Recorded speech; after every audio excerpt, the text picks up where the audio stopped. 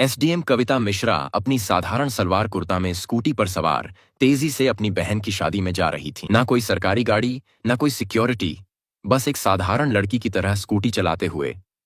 जैसे ही वे हाईवे पर पहुंची, सामने पुलिस की बैरिकेडिंग नजर आई। 3-4 पुलिसकर्मी सड़क पर खड़े थे और बीच में दारोगा रमाशंकर यादव वर्दी में खड़ा था। उसने सामने आते ही कविता को हाथ के इशारे से रुकने को कहा। ओ लड़की, स्कूटी साइड में लगा। दारोगा की आवाज में रोब था। कहां जा रही हो? दारोगा ने सवाल किया। मेरी बहन की शादी है, वहीं जा रही हूं, कविता ने शांत लहजे में जवाब दिया। दारोगा ने ऊपर से नीचे तक कविता को घूरा और फिर मुस्कुराते हुए बोला, अच्छा, तो शादी में जा रही हो, लेकिन हेलमेट नहीं पहना और ये स्कूटी भी बहुत तेज चला रही थी। चलो, चालान भरना पड़ेगा। दारोगा ने चालान बुक निकालते हुए कहा। आरती को अंदाजा हो गया कि यह एक बहाना था। वह बोली, सर, मैंने कोई नियम नहीं तोड़ा है। अरे मैडम, कानून हमें मत सिखाओ। उसने साइड में खड़े एक सिपाही को देखा और फिर कविता की ओर झुकते हुए फुसफुसाया, ऐसे नहीं मानेगी, इसको तरीका सिखाना पड़ेगा। अचानक दारोगा ने जोरदार थप्पड़ कविता के गाल पर जड़ दिया। बहुत सवाल पूछती है, जब पुलिस कुछ कहे तो चुपचाप मान लेना चाहिए। कविता का सिर एक पल के लिए झटका खा गया, लेकिन उन्होंने खुद को संभाल लिया। उनकी आंखों में आग थी। दारोगा ठहाका मारकर हंसा और अपने साथियों से बोला, अभी भी अकड़ बाकी है, लगता है अच्छे से सिखाना पड़ेगा। एक सिपाही आगे बढ़ा और बोला, मालिक, थाने ले चलें? वहां आराम से मामला देख लेंगे। दारोगा सिर हिलाकर बोला, हां, इसे थाने ले चलते हैं, तब समझ आएगा कि पुलिस से कैसे बात की जाती है। एक सिपाही ने कविता का हाथ पकड़कर खींचा। चल, जीप में बैठ। कविता ने अपना हाथ झटका और गुस्से से बोली, हिम्मत मत करना। दारोगा का पारा चढ़ गया। उसने अपने एक आदमी से कहा, इसका घमंड तोड़ो। एक सिपाही ने आगे बढ़कर कविता के बाल खींचे और जबरदस्ती घसीटने की कोशिश की। कविता दर्द से कराह उठी, लेकिन अब भी अपनी पहचान छुपाए रखी। वो देखना चाहती थीं कि ये लोग कितनी गिरी हुई हरकत कर सकते हैं। कविता अब कुछ बोलने ही वाली थीं कि एक पुलिस वाले ने गुस्से में उनकी स्कूटी को लात मार दी। बड़ी आई शरीफ बनने, अब तेरा खेल खत्म। कविता पूरी तरह समझ गई थी कि ये लोग कितने नीचे गिर सकते हैं। दारोगा की आंखों में गुस्सा था। उसने जोर से चिल्लाकर कहा, बहुत देखे हैं तेरे जैसे अकड़ू लोग, पुलिस से भिड़ेगी? अभी औकात दिखाता हूं, कल रही। ले चलो इसे थाने, वहीं समझाएंगे। एसडीएम कविता मिश्रा अब भी चुप थीं। उन्होंने अपनी पहचान बताने का कोई इरादा नहीं किया। वो देखना चाहती थीं कि प्रशासन कितना नीचे गिर चुका है, कितनी हद तक ये लोग अत्याचार कर सकते हैं। दारोगा रमाशंकर यादव अब झुंझला चुका था। उसके सामने एक लड़की खड़ी थी, जिसने उसके तमाचे खाए, बाल खींचे गए, हाथ पकड़कर खींचा गया, लेकिन वो अब भी चुप थी। दारोगा ने सिपाहियों को घूरते हुए कहा, ले चलो इसे थाने, वहीं देखेंगे इसका क्या करना है। 2 सिपाही कविता के दोनों हाथ पकड़कर घसीटने लगे। छोड़ो मुझे, कविता पहली बार जोर से बोली। दारोगा हंसा, अब जुबान खुली। चल, थाने में देखेंगे कितना बोलती है। थाने में घुसते ही दारोगा ने जोर से चिल्लाया, ओए, चाय पानी लाओ, एक स्पेशल केस आया है। कविता अब भी शांत थीं। वो देख रही थीं कि आम जनता के साथ पुलिस कैसा व्यवहार करती है। दारोगा ने अपने जूनियर से फुसफुसाकर कहा, सुन, किसी तरह इस पर कोई केस डाल दो। सिपाही बोला, क्या केस सर? दारोगा हंसा, कोई भी, चोरी, जेबतराशी, बस अंदर डालना है। कविता सब सुन रही थी, लेकिन अब भी कोई प्रतिक्रिया नहीं दी। दारोगा टेबल पर बैठ गया और कलम घुमाते हुए बोला, नाम बता, घर का पता बता। कविता चुप। दारोगा ने फिर से पूछा, नाम क्या है? कविता अब भी चुप। दारोगा ने मेज पर जोर से हाथ मारा, सुनाई नहीं देता तुझे? नाम बता अपना। रेखा त्रिपाठी। कविता ने झूठा नाम बताया। दारोगा हंसा, बहुत समझदार है तू, लेकिन ज्यादा चालाकी मत कर वरना बड़ी गलती होगी। कविता को जबरदस्ती लॉकअप में डाल दिया गया। एक गंदा बदबूदार कमरा, जहां पहले से 2 महिलाएं बैठी थीं। क्या किया तूने? एक औरत ने पूछा। कुछ नहीं, कविता ने हल्की मुस्कान दी। अब वो देख रही थीं कि प्रशासन कितना गंदा हो चुका है। एक एसडीएम तक को इस तरह बिना सबूत अंदर कर सकते हैं, तो आम जनता का क्या हाल होगा। कविता एसडीएम अब लॉकअप के अंदर थीं। वो बस देख रही थीं, सुन रही थीं और सब कुछ समझ रही थीं। आखिर प्रशासन कितना गिर चुका है। वो हर हरकत पर गौर कर रही थीं। दारोगा ने एक फर्जी रिपोर्ट तैयार करवाई। इस पर चोरी और ब्लैकमेलिंग का केस डाल दो, दारोगा ने फाइल को ठोकते हुए कहा। सिपाही झिझका, लेकिन सर, बिना सबूत के। दारोगा हंस पड़ा। सबूत? इस थाने में सबूत बनाए जाते हैं। थोड़ी देर बाद एक सिपाही आगे बढ़ा और जोर से कविता के कंधे पर धक्का मारा। कविता दीवार से टकराई, लेकिन उनके चेहरे पर कोई डर नहीं था। दारोगा ने हाथ उठाया और थप्पड़ मारने ही वाला था कि रुक जाओ। दरवाजे पर एक पुलिस अधिकारी खड़ा था। दारोगा नीरज तिवारी। थाने में उसकी छवि थोड़ी ईमानदार अफसर की थी। उसने थाने के अंदर की महिलाओं को देखा। उनकी हालत देखकर उसके माथे पर शिकन आ गई। ये सब क्या हो रहा है? उसने सख्त आवाज में पूछा।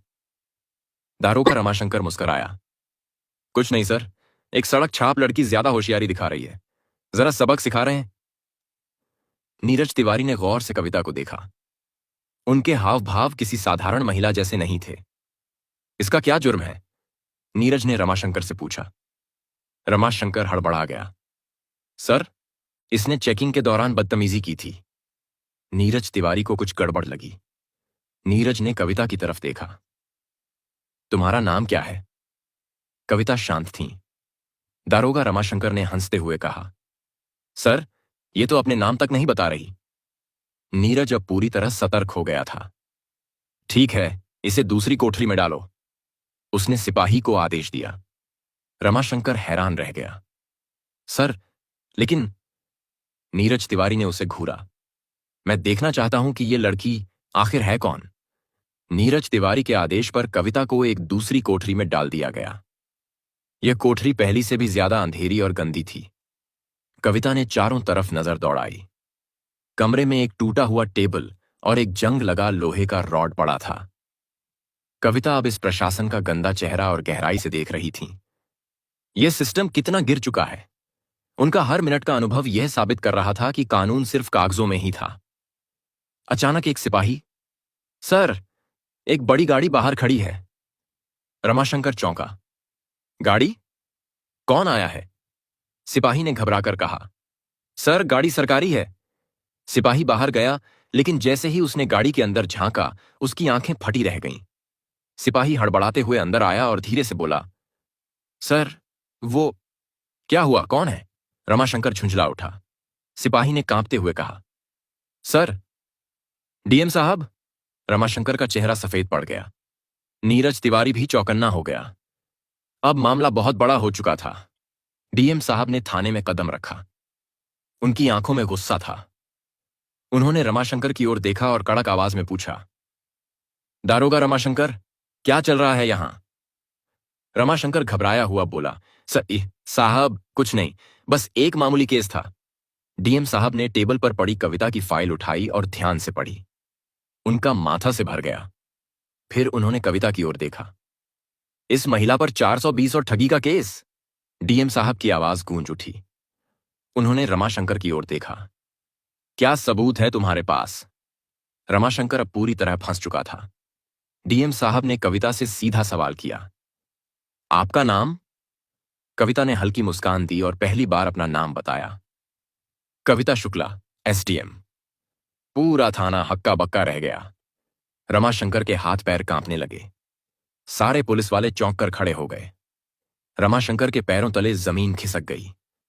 एसडीएम मैडम, जिसे वो ठग समझकर फर्जी केस में फंसा रहा था, वो खुद एसडीएम निकली। थाने के सारे पुलिसकर्मी सदमे में आ गए। डीएम साहब ने घूरते हुए कहा, दारोगा रमाशंकर, तुम्हारी हिम्मत कैसे हुई एसडीएम मैडम पर झूठा केस डालने की? रमाशंकर कुछ बोलने ही वाला था कि नीरज तिवारी ने तेज आवाज में कहा, सर, मैंने पहले ही कहा था कि कुछ गड़बड़ है। अब रमाशंकर अकेला पड़ चुका था। कविता ने अब अपना असली रुख दिखाया। उन्होंने शांत लेकिन सख्त आवाज में कहा, दारोगा रमाशंकर, तुम सस्पेंड हो। तुम्हारे खिलाफ विभागीय जांच होगी और तुम पर केस दर्ज किया जाएगा। रमाशंकर के होश उड़ गए। सारे पुलिसकर्मी अब रमाशंकर से दूरी बनाने लगे। नीरज तिवारी ने तुरंत हवलदार को आदेश दिया, रमाशंकर को हिरासत में लो। जैसे ही हवलदार रमाशंकर को पकड़ने आगे बढ़ा, अचानक रमाशंकर ने जेब से एक कागज निकाला। उसने मुस्कुराते हुए कहा, लेकिन ये देखिए। उसने वो कागज हवा में लहराया। डीएम साहब और एसडीएम कविता ने उसे ध्यान से देखा। रमाशंकर ने ठहाका लगाया। ये रहा मेरा ट्रांसफर ऑर्डर। 3 दिन पहले ही मेरा ट्रांसफर हो चुका है, तो अब आप मुझे सस्पेंड नहीं कर सकती। थाने में फिर से सन्नाटा छा गया। कविता ने कागज अपने हाथ में लिया और गौर से पढ़ा। क्या ये असली है? डीएम साहब ने कड़े स्वर में पूछा। डीएम साहब ने नीरज तिवारी की ओर देखा और बोले, इस कागज की तुरंत जांच करो। अगर यह असली निकला तो भी रमाशंकर का निलंबन रोका नहीं जा सकता। रमाशंकर की हंसी अचानक गायब हो गई, क्योंकि अगर कोई भी सरकारी कर्मचारी ट्रांसफर के बाद भी गलत गतिविधियों में शामिल होता है तो उस पर कार्रवाई की जा सकती है। अब रमाशंकर की हालत बिगड़ने लगी। नीरज तिवारी तुरंत ऑनलाइन सिस्टम में रमाशंकर का रिकॉर्ड चेक करने लगे। नीरज ने सिर उठाया और कहा, सर, ये कागज असली है, लेकिन रमाशंकर ने अभी कार्यभार नहीं सौंपा था। मतलब ये कि रमाशंकर अब भी इस थाने का प्रभारी था और उसी दौरान उसने ये सब किया था। अब कोई भी रमाशंकर को बचा नहीं सकता था। एसडीएम कविता ने सीधी नजर रमाशंकर पर डाली और कहा, अब तुम्हारी असली जगह तुम्हारी अपनी जेल में होगी। गिरफ्तार करो इसे। डीएम साहब ने आदेश दिया। अगला भाग तैयार है, जारी रखें। भाग 13। क्या रमाशंकर अकेला था? जैसे ही रमाशंकर को गिरफ्तार करने का आदेश हुआ, पूरा थाना हिल गया। रमाशंकर को पहली बार एहसास हुआ कि अब वह बच नहीं सकता। लेकिन अचानक उसने कहा, ठहरिए एसडीएम मैडम, मैं अकेला नहीं हूं। रमाशंकर ने हंसते हुए कहा, मैडम, क्या आपको लगता है कि इस थाने में सिर्फ मैं भ्रष्ट हूं? उसने थाने के बाकी पुलिस वालों की तरफ इशारा किया और कहा, ये सब मेरे साथ हैं, पूरी कड़ियां ऊपर तक जुड़ी हैं। थाने के कुछ पुलिस वाले घबराने लगे। नीरज तिवारी भी चौकन्ने हो गए। एसडीएम कविता ने डीएम साहब की तरफ देखा और कहा, इस पूरे थाने की जांच की जाएगी, अब कोई भी सुरक्षित नहीं है। डीएम साहब ने तुरंत आदेश दिया, एबीपी, एंटी ब्रीबी पुलिस टीम को बुलाया जाए। अब पूरे थाने में हड़कंप मच गया। जैसे ही टीम ने जांच शुरू की, कुछ पुलिस वालों के चेहरे पीले पड़ने लगे। एक हवलदार आगे आया और एसडीएम मैडम के सामने हाथ जोड़कर बोला, मैडम, मुझे माफ कर दीजिए, मैं सिर्फ आदेशों का पालन कर रहा था। तभी अचानक एक पुलिस वाले ने फाइल निकाली और कहा, मैडम हाय, हमारे बड़े साहब भी इसमें शामिल हैं। कौन बड़े साहब? डीएम साहब ने गुस्से में पूछा। पुलिस वाले ने डरते डरते जवाब दिया, एसएसपी साहब। अब पूरा मामला ऊपर तक जुड़ चुका था। थाने में सन्नाटा छा गया। अब मामला सिर्फ रमाशंकर तक सीमित नहीं था। डीएम साहब ने गहरी सांस ली और फिर सख्त आवाज में बोले, इस थाने का पूरा स्टाफ तत्काल प्रभाव से निलंबित किया जाता है। जैसे ही यह आदेश मिला, थाने के पुलिस वालों के होश उड़ गए। कुछ पुलिस वाले अपने फोन निकालकर किसी को कॉल करने लगे। कुछ लोग चुपचाप सिर झुकाकर खड़े हो गए। तो कुछ दारोगा अब भी बचने का रास्ता ढूंढ रहे थे, लेकिन कोई नहीं बच सकता था। एसडीएम कविता ने डीएम साहब की तरफ देखा और बोली, अब हमें एसएसपी साहब से भी जवाब लेना होगा। डीएम ने तुरंत आदेश दिया, एसएसपी को अभी बुलाया जाए। अब इस मामले ने पूरे जिले में हलचल मचा दी थी। थाने के बाहर कुछ पत्रकार गुप्त रूप से खड़े थे। जैसे ही उन्हें भनक लगी कि पूरा थाना सस्पेंड हो चुका है, वे तुरंत खबर फैलाने लगे। अब मामला खुलकर सामने आने वाला था। तभी एक काले शीशे वाली गाड़ी थाने के सामने आकर रुकी। एसएसपी साहब खुद आ गए थे। एसएसपी साहब थाने पहुंचे। उन्होंने चारों तरफ नजर दौड़ाई। पूरा थाना सस्पेंड हो चुका था। उन्होंने गुस्से में कहा, यह क्या नाटक चल रहा है? लेकिन एसडीएम कविता शांत थीं। उन्होंने एसएसपी की आंखों में देखते हुए कहा, आपको लगता है कि आप बच जाएंगे? नीरज तिवारी ने एसडीएम को एक फाइल दी। यह फाइल एसएसपी साहब के भ्रष्टाचार के सबूतों से भरी थी। कविता ने ठोस आवाज में कहा, एसएसपी साहब, ये देखिए आपके सारे काले कारनामे। अब एसएसपी के चेहरे से पसीना टपकने लगा। डीएम साहब ने आदेश दिया, एसएसपी को तुरंत गिरफ्तार करो। अब पूरी पुलिस फोर्स हैरान थी। इतने बड़े अधिकारी को पहली बार किसी ने खुली चुनौती दी थी। जैसे ही एसएसपी की गिरफ्तारी हुई, पूरा मामला हिल गया। अब यह मामला राज्य स्तर तक पहुंच गया था। मुख्यमंत्री ने तुरंत आदेश दिया, जिले के सभी भ्रष्ट अधिकारी गिरफ्तार किए जाएं। इस आदेश के बाद 40 से ज्यादा पुलिस अधिकारी, 10 से ज्यादा आईएएस अफसर और कई राजनेता गिरफ्तार कर लिए गए। एसडीएम कविता की ईमानदारी ने सिस्टम को हिला दिया था। पूरे जिले में एक नया प्रशासन लाया गया।